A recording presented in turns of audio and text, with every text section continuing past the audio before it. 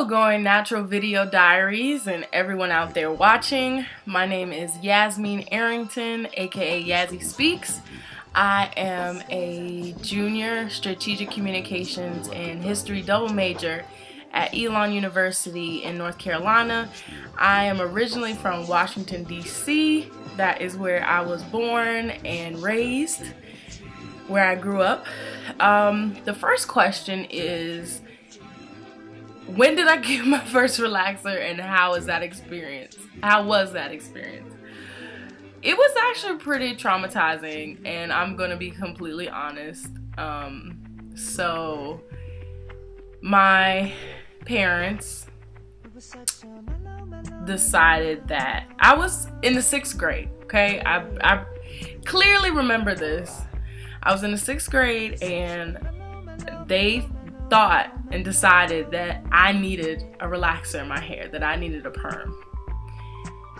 And they told me this. Like, I used to go to the hairdressers and get my hair done regularly, but I never had gotten a perm. And prior to that, I think that was like in the early 2000s. That's when like the braids, the extension braids were really common. So, you know, you had the girls with the designs, and that's when Beyonce was rocking the braids. That's when braids were in, right?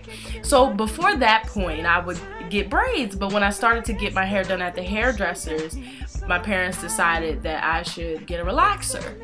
And I said no. I was like, no, I don't want a relaxer. Like, I was really scared. So I go to the hairdresser one day for my appointment, and all of a sudden, you know, I feel her moisturizing my scalp and, you know, putting grease or whatever. And I'm like, okay, this is different. And then she pulls out this white stuff. And I think I know what it is. And I'm like, oh my God, is she about to put that in my hair? And she put it in my hair. When I tell you I cried, this is the honest truth. When I cried, I was upset. And from that point forward, I got perms, and I got them all the way up through high school. So that was from 6th grade all the way through high school. And what has happened is my hair is naturally curly.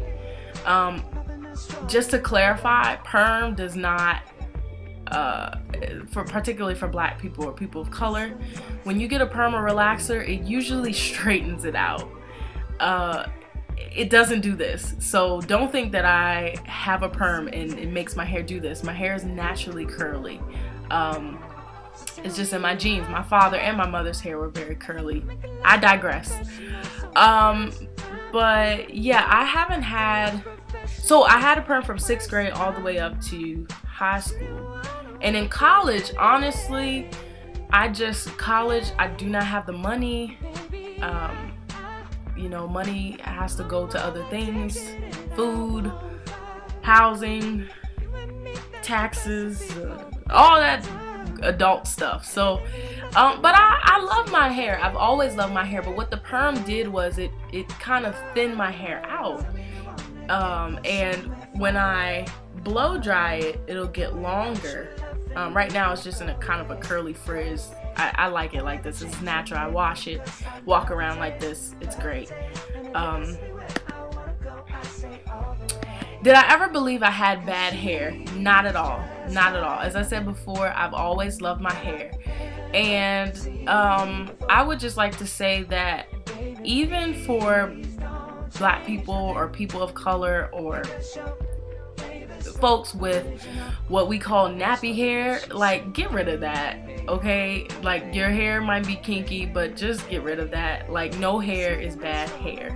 Like, what does that mean, bad hair? That's like saying there are bad ethnicities or there are bad languages. Like, bad hair, what does that mean? And good hair, okay, whatever. But no, I never thought that I had bad hair. I've always liked my natural hair.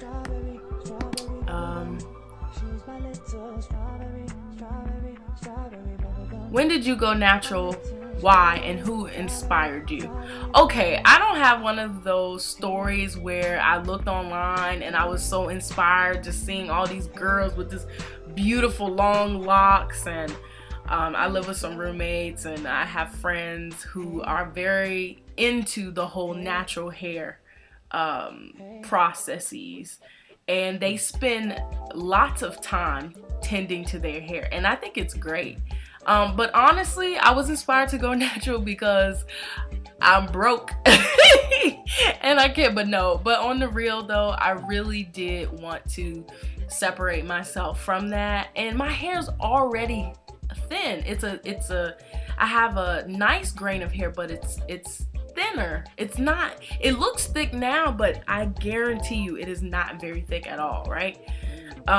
So yeah, it was just a money factor because it is expensive to go regularly to get perms every 1-2 months, however long.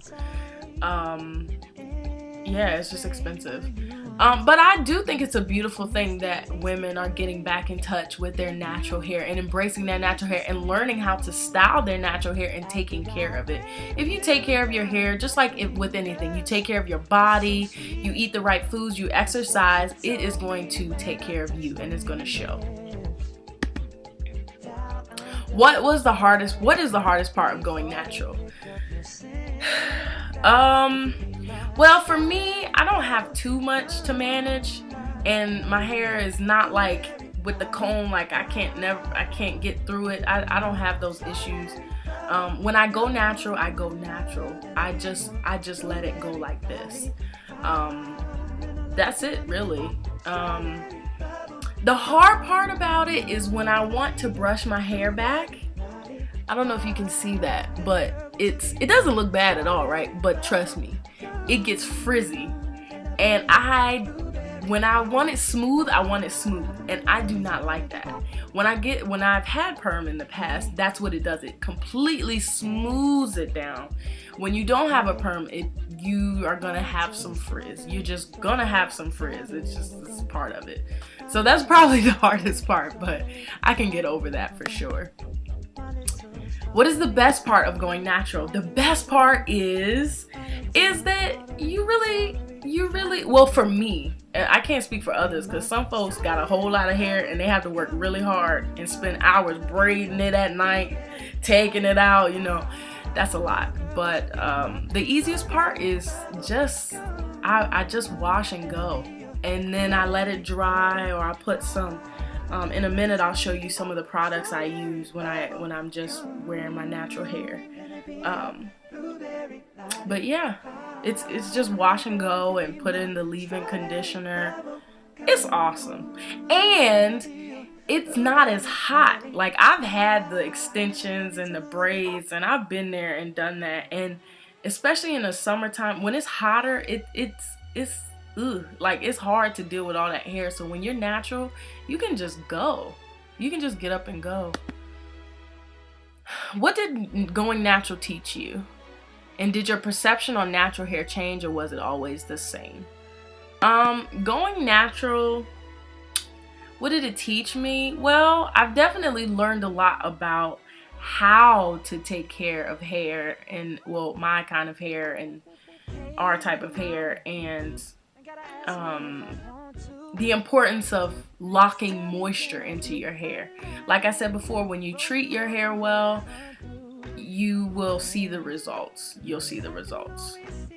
And in terms of my perception about natural hair, I never really had a perception about it. Now, I will say this. A lot of older folks, I don't know, it's something about our grandparents and great-grandparents era, they have this thing stuck in their mind that you have to have straight hair. Like, I don't want to see no kinks in your hair, and you looking raggedy, and all them knots and kinks in your kitchen, and like this type of mindset. I think that we have been able to free ourselves from that, and we're embracing it and think and believe that our natural self is beautiful, and I think that's a wonderful thing. I've never had any type of preconceived notions or beliefs about natural hair. Now look, I will say this, sometimes I've seen folks with natural hair and you look at it and you're like, you're not taking care of your hair. But honestly, even people with unnatural hair, like who do things to their hair, it can also look untidy. So it can go both ways. It can really go both ways. Finish this sentence. I love my hair because. I love my hair because it's me. It is me. When I wear this, when I wear this like a wig, when I let my natural hair like this, I get like 10 times more compliments than I do when I have a nice long weave. I mean, I'll get compliments with that as well, but I get more compliments with my natural hair, and I'll be like, really? You like this? Yeah, I love my hair because it's me. So, products I use. Olive Miracle. I absolutely love this stuff.